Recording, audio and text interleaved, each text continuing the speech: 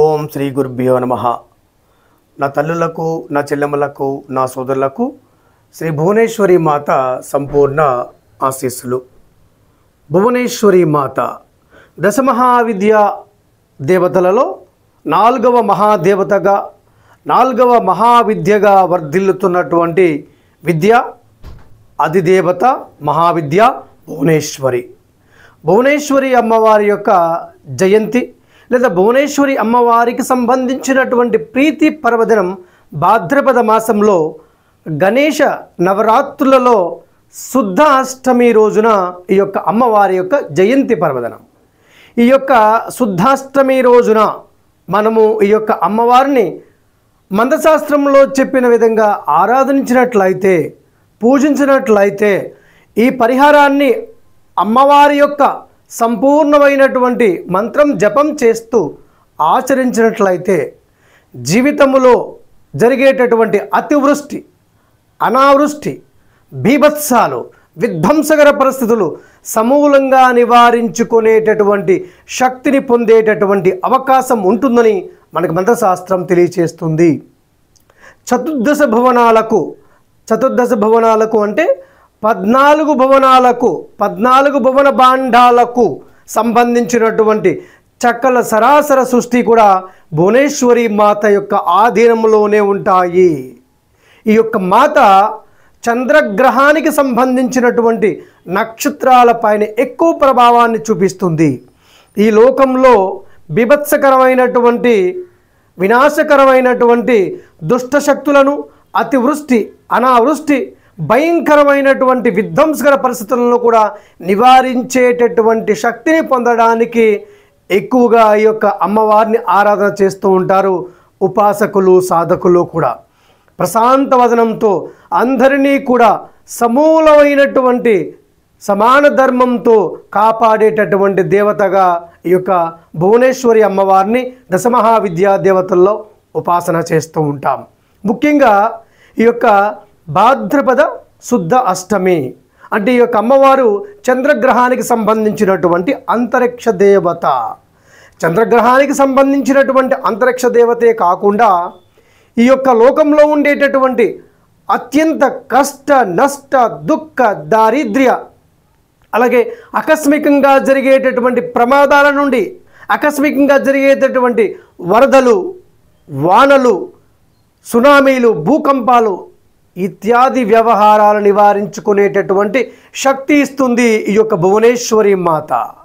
ఈ యొక్క భువనేశ్వరి మాత ముఖ్యంగా రోహిణీ నక్షత్రానికి సంబంధించినటువంటి వారు.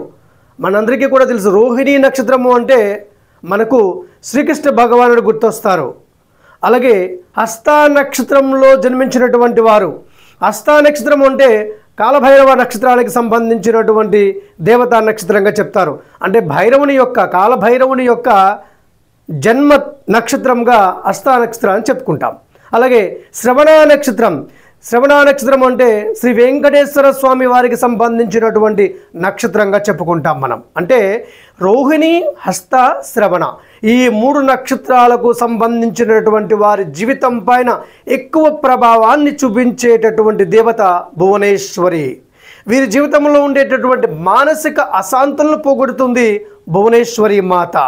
అంటే భువనేశ్వరి అనేటటువంటి పేరు ఎవరైతే పెట్టుకున్నారో వారు ఈ లోకాలను, సమస్తమైనటువంటి సమాజంలో వారి యొక్క ప్రభావం ఎక్కువ శాతంలో ఉంటుంది.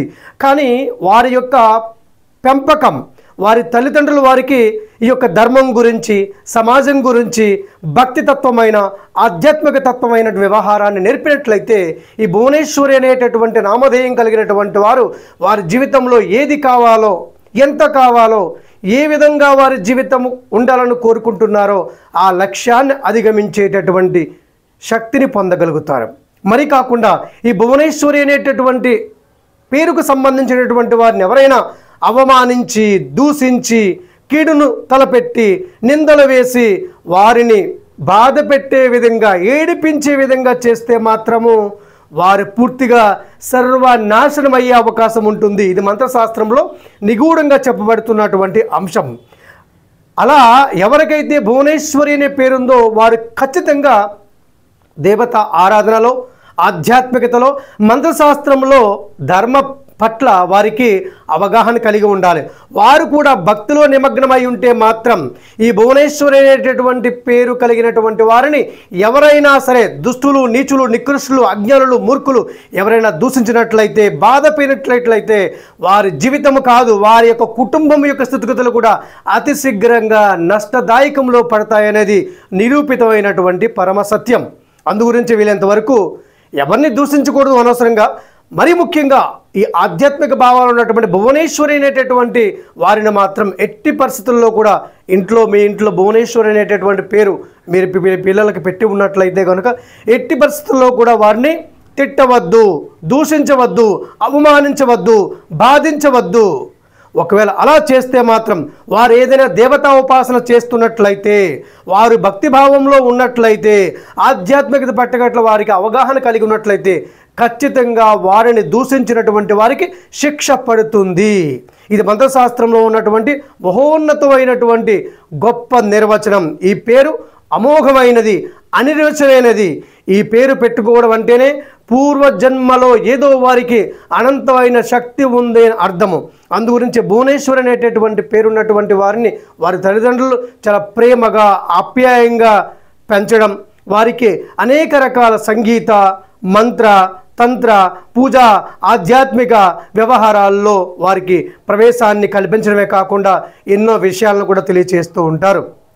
ఇక అసలైనటువంటి విషయానికి వస్తే కనుక రోహిణి, హస్త, శ్రవణ నక్షత్రంలో జన్మించినటువంటి వారు ఖచ్చితంగా ఈ యొక్క సెప్టెంబర్ 11వ తారీఖు భాద్రపద శుద్ధ అష్టమి బుధవారం నాడు చేయాల్సినటువంటి పరిహారం మనం చూస్తూ ఉన్నాం. ఈ మధ్యకాలంలో మన తెలుగు రాష్ట్రాల్లో, ముఖ్యంగా విజయవాడ పరిసర ప్రాంతాల్లో, అలాగే తెలంగాణ ప్రాంతంలో, తెలంగాణ శివారు పరిసర ప్రాంతాల్లో, ఖమ్మం పరిసర ప్రాంతాల్లో అనేక రకాల వరద బీభత్సం కారణంగా, ఈ యొక్క అతివృష్టి కారణంగా, తీవ్ర వర్షాభావం కారణంగా, ఈ యొక్క నదులు దారుణంగా పరిమితికి మించి ఉప్పొంగిన కారణంగా మన యొక్క ఆత్మబంధువులు, మన తోబుట్టువులు అనేక రకాల ఇబ్బందులకు గురవ్వడం జరిగింది. ఇంకా ఈ వర్షాభావ పరిస్థితుల వల్ల ఇదే పరిస్థితి కొనసాగుతూ ఉంది. ప్రభుత్వం ఎంత సహాయ చర్యలు చేపట్టినా సరే, అది కేంద్ర ప్రభుత్వమైనా రాష్ట్ర ప్రభుత్వమైనా అక్కడ మనం కూడా మన తోబుట్టువులు, మన ఆత్మబంధువులు వారికి ఉపశమనం కలగాలని, ఈ యొక్క దారుణమైనటువంటి వర్షాభావ పరిస్థితులు తగ్గాలని, వారికి ఉపశమనం కలగాలని, నదులు శాంతించాలని, ముఖ్యంగా కృష్ణానది శాంతించాలని, ఈ యొక్క నదీ బీభత్సం ఏదైతే ఉందో ఇది తగ్గాలని, మన ఆత్మబంధువులకు శుభం జరగాలని, అతి శీఘ్రంగా అక్కడ శాంతి వాతావరణం నెలకొనాలని మనం భావన చేస్తూ మనందరం కూడా ఈ యొక్క భాద్రపద శుద్ధ అష్టమి సెప్టెంబర్ 11వ తారీఖు గురువారం నాడు మనం ఈ పరిహారం చేద్దాం. ఈ యొక్క అమ్మ జగజ్జనని మనము ఏదైతే కోరుకుంటున్నామో అది వెంటనే ఇచ్ఛాశక్తిగా ఇచ్చేటటువంటి దేవతగా మనకు మంత్రశాస్త్రంలో చెప్పబడింది. ఆ రోజున మన యొక్క రాజమహేంద్రవరంలో కాలభైరవ స్వామి వారి క్షేత్రంలో భువనేశ్వరి మాత యొక్క సంపూర్ణమైనటువంటి అనుగ్రహం కోసం, భువనేశ్వరి మాత యొక్క సంపూర్ణ ప్రీత్యర్థం కోసం ఈ వరద పరిస్థితులు పూర్తిగా తగ్గాలని, మన ఆత్మబంధువులు సురక్షితంగా శుభకరమైనటువంటి, యోగకరమైనటువంటి, ఆనందకరమైనటువంటి పరిస్థితులు మరలా తిరిగి రావాలని, వారికి సర్వదా శుభం జరగాలని మన యొక్క కాలభైరవ స్వామి క్షేత్రంలో భువనేశ్వరి అమ్మవారి యొక్క మూలమంత్ర యాగం కూడా నిర్వహించడానికి ఏర్పాట్లు చేయడమైంది. ఆ రోజున రాజమహేంద్రవరంలో గోదావరి మాత నదీ తీరాన మనము కాలభైరవ స్వామి క్షేత్రంలో ఈ యొక్క హోమం చేస్తాం. ముఖ్యంగా రోహిణి, హస్త, శ్రవణ నక్షత్రాల వారు ఖచ్చితంగా చేయాల్సినది. మిగిలినటువంటి వారు కూడా ఖచ్చితంగా చేయడం వల్ల ఏమవుతుందంటే, ఈ లోకంలో ఎక్కడ ఎవరైనా బాధపడుతూ ఉంటే, ఎక్కడైనా ఆర్తనాదాలు వినవస్తూ ఉంటే, ఎవరు కష్టంలో ఉన్నా యావత్ సమాజం మొత్తం అంతా కూడా కష్టంలో, బాధలో ఉన్నట్టే లెక్క. అందుగురించే మనము ఈ యొక్క గణపతి నవరాత్రులలో పెద్ద ఆడంబరంగా చేసుకోలేనటువంటి పరిస్థితి మనం చూస్తూ ఉన్నాం. మరి మనమేం చేయాలి? మన కోసం, మన కుటుంబం కోసం, ఈ లోకంలో ఉండి బాధల్లో ఉన్నటువంటి వారందరి కోసం, ముఖ్యంగా ఈ వరద ప్రాంతాలలో ఉన్నటువంటి వారి కోసం వరద బీభత్సం తగ్గాలని మనం ఏం చేయాలి? ఆ రోజున మనందరం కూడా ఒక మట్టి ప్రమిద తీసుకోవాలి. ఒక మట్టి ప్రమిద తీసుకొని ఆ యొక్క మట్టి ప్రమిదలో అమ్మవారి యొక్క మహామంత్రం మనం కోరుకోవాలి.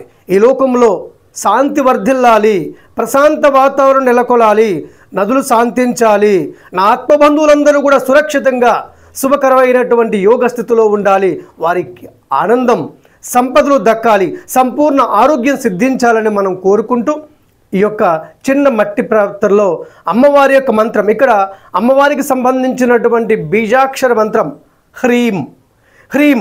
కొంతమంది ఓం హ్రీం ఓం అని చదువుతూ ఉంటారు, కొంతమంది ఆం హ్రీం క్రోం అని చదువుతూ ఉంటారు, కొంతమంది ఐం హ్రీం హోం అని చదువుతుంటారు, కొంతమంది ఐం హ్రీం శ్రీం అని చదువుతుంటారు. ఇక్కడ మనము అమ్మవారికి సంబంధించినటువంటి మహాబీజాక్షరం హ్రీం, మనము ఎప్పటి నుండో సాధన చేస్తున్నటువంటి 3 బీజాక్షరాలు, 3 మూల అక్షరాలు ఆం హ్రీం క్రోం.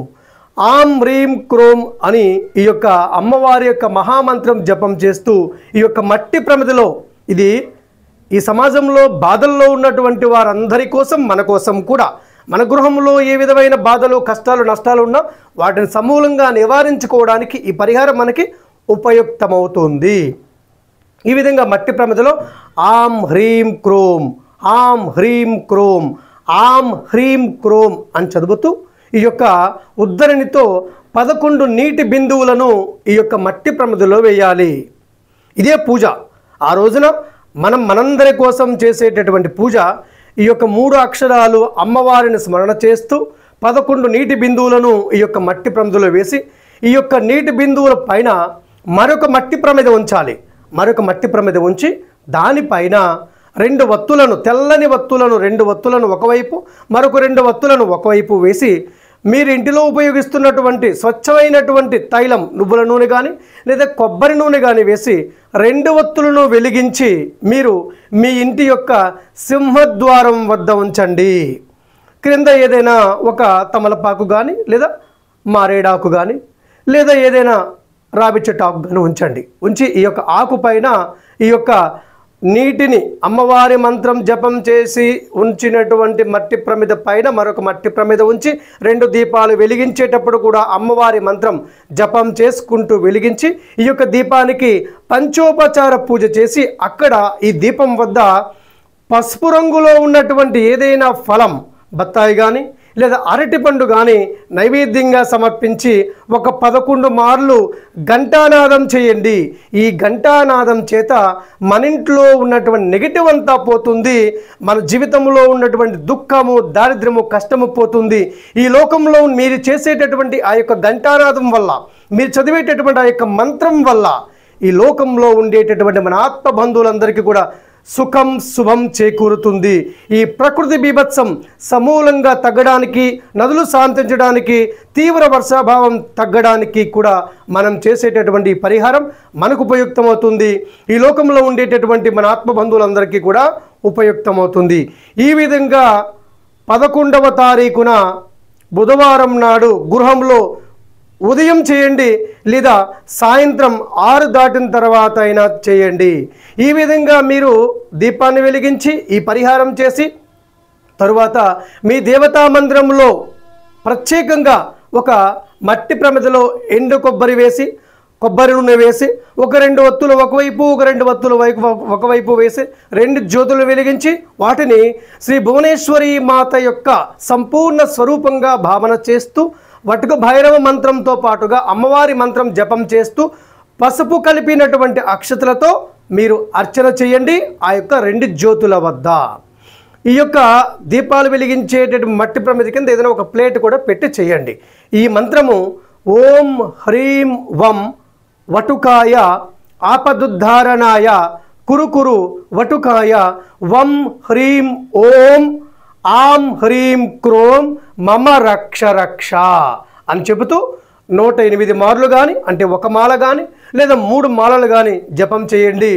పూజంతా అయిన తర్వాత ఈ యొక్క భాద్రపద శుద్ధాష్టమి శ్రీ భువనేశ్వరి మాత జయంతి సందర్భాన నేను నా గృహములో నా కోసం, నా కుటుంబం కోసం, ఈ లోకంలో ఉండే నా యొక్క ఆత్మ బంధువులందరి కోసం అతి శీఘ్రంగా ఈ యొక్క దారుణమైనటువంటి వర్షాభావ పరిస్థితులు, వరద పరిస్థితులు పూర్తిగా తొలగాలని భక్తితో శ్రద్ధతో చేసినటువంటి పూజ సర్వం ఓ భువనేశ్వరి మాత నీ పాద పద్మాలకు చేరుగాక అని ఒక చిన్న ప్లేట్లో 2 అక్షతలను అలాగే 2 పువ్వులను కొద్దిగా నీటిని కూడా ఒక ప్లేట్లో వదలండి.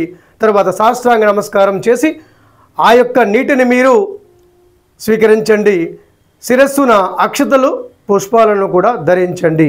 ఈ యొక్క భువనేశ్వరి మాత అనుగ్రహం మనందరికీ కూడా కలగాలని ఈ విధంగా ఈ యొక్క పరిహారం చేయండి.